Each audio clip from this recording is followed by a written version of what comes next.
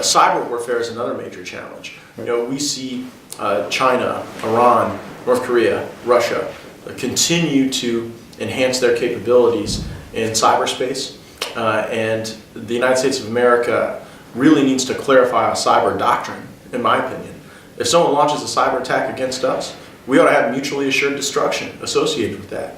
We need to be able to clarify that various cyber attacks are acts of war that cause real threats. I do not think it's going to be very long before we see a cyber attack go kinetic. Attacks on our infrastructure, on our electrical grids, on dams.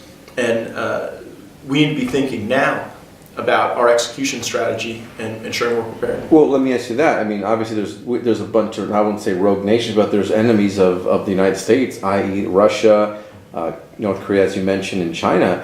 Would you support any kind of preemptive action if we knew that there was an imminent threat against the U.S. and its assets? Absolutely. By one of these countries? I would hope no person that works in this building would say that we wouldn't take preemptive action if there was an imminent threat to the homeland. Or overseas assets. Sure. I mean, look, if we're in a situation where there's an imminent threat to Americans being killed, we have to take action immediately. Now, look, I think that we've got to exhaust the diplomatic framework within the changing world order right now. I think President Trump taking over kind of resets the stage for America to be trusted again by our allies and feared again by our enemies. We never want to be quick to jump to armed conflict. I mean, look, it's my neighbors. It's the people I go to church with in Northwest Florida who go first and farthest when we go to war.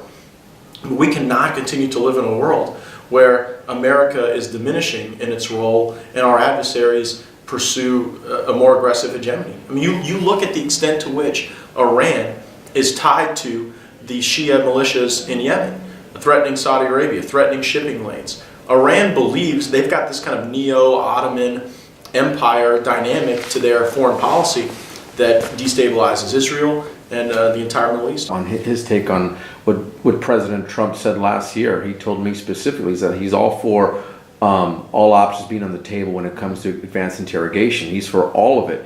Is that something you think is necessary, or you think that, do you support that, what the president said? Look, we get into a very bad space when politicians trying to make political points are defining the terms upon which we extract needed information to protect the country. So I agree with the president.